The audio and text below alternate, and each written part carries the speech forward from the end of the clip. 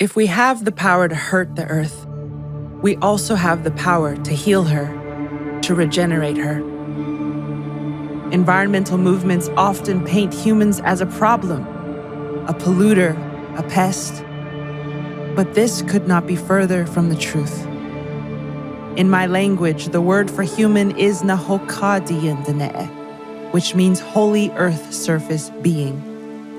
When I call myself holy, I honor the fact that I belong on this earth, that we as human beings are a part of nature. The earth has gifted us with life, and we can be a gift in return. Across the vast expanse of the Great Plains, Indigenous nations maintained grasslands for buffalo habitat by bringing gentle fire to the land. For thousands of years, following the grass-burning moon, nutrient-rich ash became a sacred offering to the earth. Over time, this generated topsoils up to 4 feet deep, creating healthy grasslands for buffalo and other herbivores. Almost every corner of this continent was nourished by the medicine of human fire.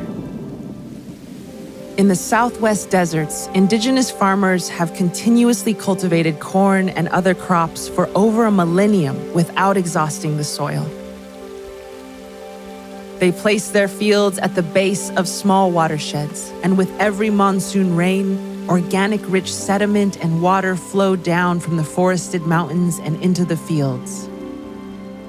By working in tandem with the forces of nature around them, they have no need for outside fertilizers or irrigation. On the rugged coasts of British Columbia, a small silverfish is foundational to the whole island ecosystem. Coastal nations purposefully enhance herring habitat by planting kelp forests and submerging tree boughs where the herring lay their roe. In this manner, human hands build the base of the food web, allowing all life to thrive. Around the globe, our Indigenous ancestors touched the earth in ways that sprouted beautiful Edens, full of food, in reciprocity with life. In the wake of Western colonization, the attempted erasure of Indigenous culture has endangered the ecosystems they supported. Today, we are faced with the turbulence of global collapse. In an attempt to outsmart nature, we have outsmarted ourselves. We are nature, so destroying her is destroying one another. Denying this has come at the expense of all life on Earth. Humanity has reached a breaking point. There is a path forward, new to some but ancient in its roots. Regenerative agriculture and stewardship has been in practice for tens of thousands of years. Through the rise and collapse of whole civilizations, native groups learned how to live harmoniously by working with the laws of nature. They honed a science of regeneration long before there was a name for it, quietly existing for millennia. By contrast, the regenerative agriculture movement is only several decades old, yet is gaining incredible momentum and popularity. In its short lifetime, it has gained access to power, wealth, and networks.